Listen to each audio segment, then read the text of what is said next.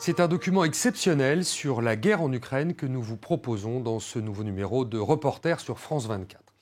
Avec Gwendoline de Bono, nous allons découvrir le quotidien des soldats ukrainiens sur le champ de bataille, des duels d'artillerie de l'arrière jusqu'à ce qu'ils appellent la position zéro, la première tranchée face aux Russes. Vous allez découvrir les combattants des brigades ukrainiennes qui tentent d'endiguer la progression des troupes ennemies. Snipers, artilleurs, fantassins, ils se battent pour chaque mètre de terrain et payent un lourd tribut à la guerre. Gwendoline de Bono les a suivis sur le front du Donbass. C'est un document France 24.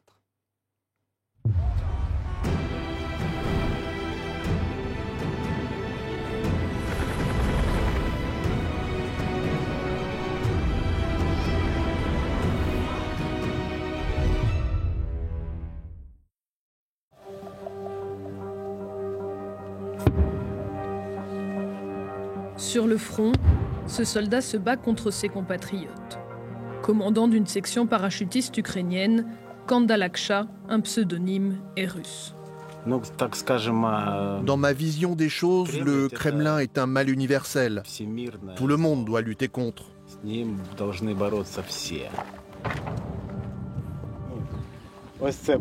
Voilà le champ. Il y a 2 jours, c'était nickel et maintenant, ils en ont brûlé une partie. Ils cherchent. Ils n'ont pas encore assez de repères ici et donc ils cherchent nos positions. Ils essaient de nous atteindre en tâtonnant. D'abord opposant à Vladimir Poutine en Russie, il s'engage comme combattant en Ukraine en 2015. Je vois ce régime comme une tumeur qui métastase sur le corps de notre planète. Si tu regardes les conflits sur Terre, tu peux toujours chercher la main du Kremlin.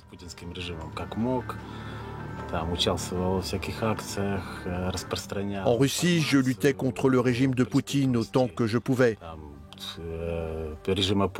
Je participais à des actions, je diffusais des informations sur les crimes du régime de Poutine. Et ensuite, j'ai compris que l'avant-poste de la lutte contre le Kremlin se trouvait en Ukraine. Alors je me suis rendu en Ukraine.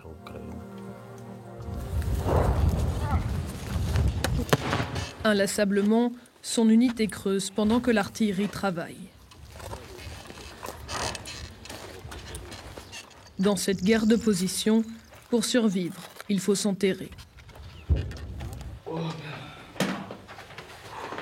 Les rotations dans la tranchée qui fait face aux troupes russes durent 3 jours. Les soldats l'appellent la position zéro. C'est très dur pour les nerfs. C'est vraiment une grande épreuve.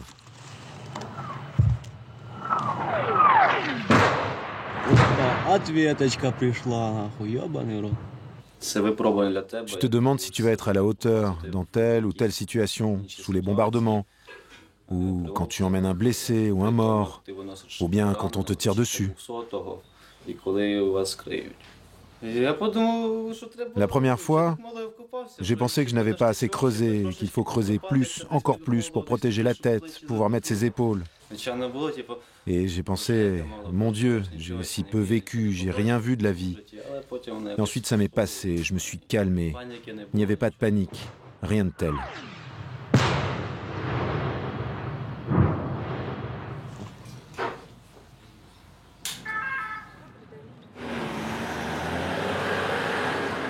Premier blessé grave de la journée pour la 25e brigade aéroportée. Les médecins militaires doivent stabiliser ce soldat au plus vite. Son chef de section est à ses côtés. Ça s'est passé vers 10 heures. Mes combattants disent que l'ennemi a d'abord tiré au mortier, ensuite ils ont corrigé le tir et un char a commencé à tirer à partir d'une position camouflée. L'obus a touché ses jambes et il a aussi reçu les fragments dans le bas des jambes.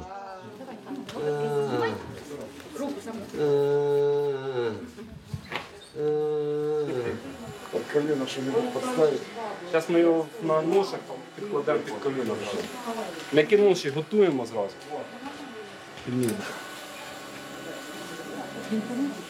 Вот здесь. Язик покажи.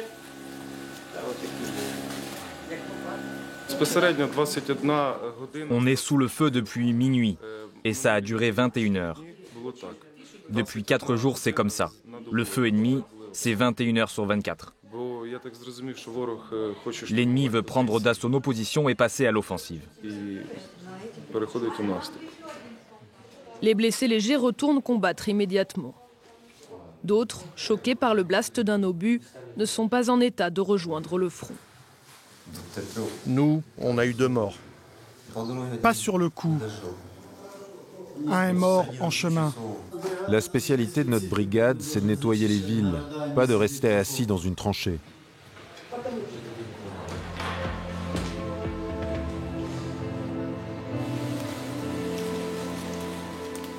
Dans le Donbass, les forêts protègent souvent les tranchées. Presque indétectables dans la végétation, Soap et Price, 2 tireurs d'élite, guettent. On a reçu l'info que dans cette zone devait se trouver un groupe de saboteurs. On a reçu l'ordre d'avancer vers cette zone forestière et de surveiller. Une mission de routine pour le binôme. D'autres sont plus audacieuses, comme ce jour où ils sont envoyés derrière les lignes ennemies, près de la ville de Donetsk, sous contrôle russe. Il y a un mois, nous avons dû entrer dans un village temporairement occupé. Nous y sommes entrés dans la nuit. Nous nous y sommes promenés pendant 2 jours parmi les Russes.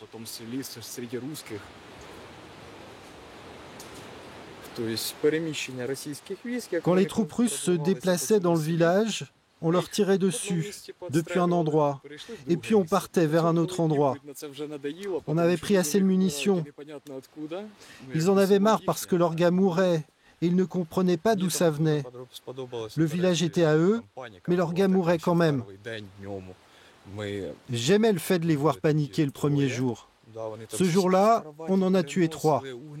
On les voyait prendre des lits, voler des voitures. Ils étaient en train de piller le village. On a tué ces 3 hommes pendant qu'ils pillaient. Ils ont très vite répondu avec de l'artillerie, n'importe comment, pour nous avoir, sans même se préoccuper d'où pouvaient être leurs hommes. Ensuite, des snipers débiles sont arrivés. Ils ont tiré avec des vieux fusils, en dépit du bon sens, dans toutes les fenêtres. On a regardé, on s'est déplacé et ça nous a fait sourire. Au milieu de la nuit, toute lumière éteinte, une section de la 95e brigade aéroportée se prépare à rejoindre la position 0, la première tranchée face aux Russes. Un soldat prépare les grenades. Elles serviront si les troupes russes prennent d'assaut la tranchée.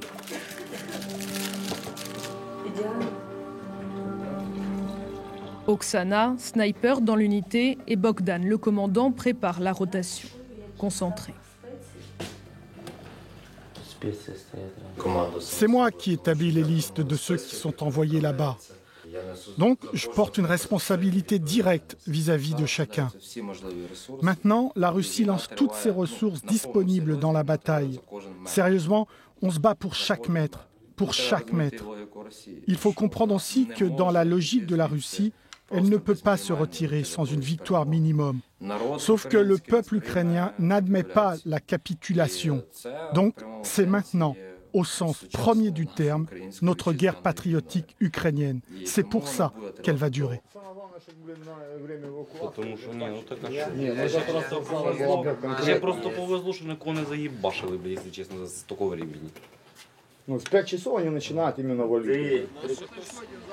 Oksana et Bogdan conduisent la section vers le front. Ces hommes vont devoir tenir leur ligne sous le feu pendant 72 heures. Une tâche harassante. Pour autant, personne ici ne veut entendre parler de trêve, encore moins de négociations. Si certains en Europe pensent qu'il faut céder les territoires ukrainiens, je leur propose de commencer par donner à la Russie une partie de leur territoire. Comme ça, à l'avance, pour faire preuve de leur bonne volonté. Que ce soit clair, nous ne cédons pas nos territoires. Si quelqu'un pense comme ça, soit il est complètement idiot, soit c'est un agent d'influence russe.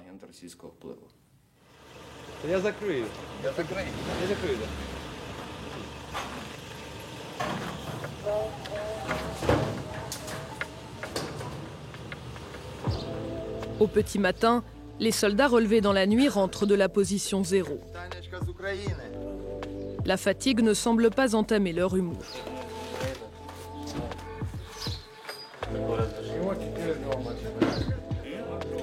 À peine l'armement rangé, la section débriefe Bogdan, le commandant. Les chars ont avancé dans notre direction sur la parcelle. Ils sont passés des deux côtés de la parcelle pour lancer leur infanterie. Quand un des tanks a commencé à tirer, il s'est pris une mine. Tout leur plan était foutu. Qu'est-ce qui serait arrivé s'il était passé? On était cuits, mec. Ils auraient envahi la parcelle. Avec un tel truc.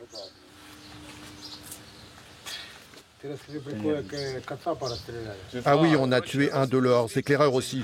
On l'a tué à bout portant. Cet éclaireur rampait sur ce champ de merde. Les gars étaient en train de creuser les tranchées. Il se pointe. Un de nos gars lui demande « Tu es qui ?»« Non, tu es d'où ?» Et le type répond « Je suis de Russie. » Et là, les gars lui ont tiré dessus. Vous auriez dû lui faire passer un sale interrogatoire et lui tirer dessus après. Non, c'était plus intelligent de faire comme ça. Stanislav et Oksana sont en couple. Ils se sont rencontrés sur la place Maïdan, à Kiev, en 2014. Ils manifestaient alors pour une Ukraine libre et tournée vers l'Europe. Nous avons traversé Maïdan ensemble. Oksana a été blessée sur la place et moi aussi. Ensuite, lorsque la guerre a commencé en 2014, je me suis porté volontaire pour combattre. Et depuis ce moment, nous traversons cela ensemble. Quand la menace russe s'est approchée, nous avons pris la décision de rester ensemble. C'est un très grand honneur de faire la guerre pour une si belle nation qu'est l'Ukraine. Et je suis si fière que maintenant les gens puissent vivre tranquillement à Kiev, sous un ciel paisible, grâce à ceux qui sont ici, au front. C'est fou, je me souviens tellement de 2014, l'excitation quand l'ancien président pro-russe Yanukovych s'est enfui. On avait gagné, on allait devenir européen. Plus de corruption, plus de flics qui torturent. Et merde, on en est là, tout a empiré.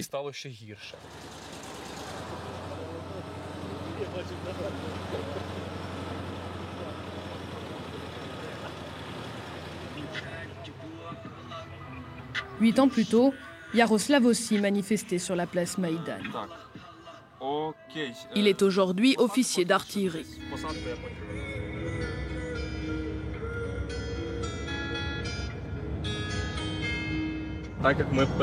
Nous nous déplaçons vers une nouvelle position.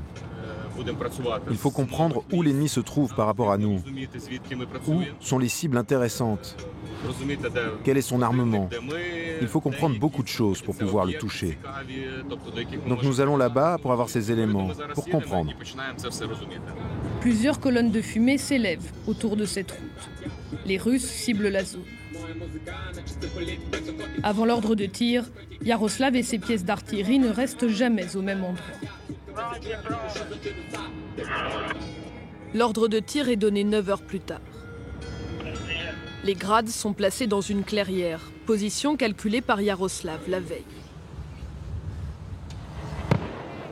C'est un duel d'artillerie qui se joue ici, dans la campagne du Donbass.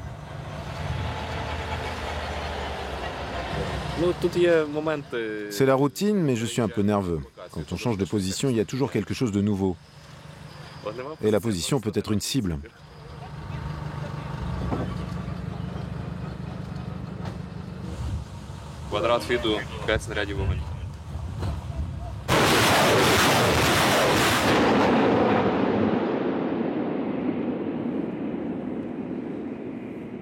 Yaroslav doit corriger son tir, alors que l'artillerie adverse se fait entendre.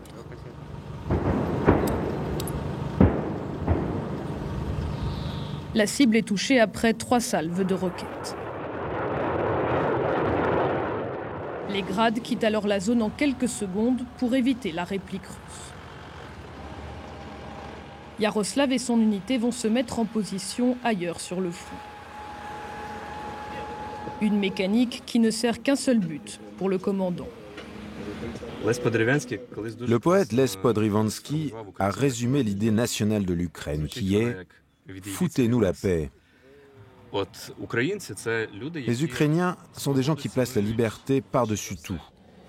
Si les Ukrainiens veulent vivre dans la merde, ils en ont le droit. Si nous voulons intégrer l'Union européenne, nous avons le droit de choisir cette voie. C'est ça la liberté. Donnez-nous la possibilité de choisir ce qu'on veut. C'est pour ça que nous combattons. Pour tous ceux qui sont au front, il s'agit avant tout de faire gagner à leur pays son indépendance, une bonne fois pour toutes.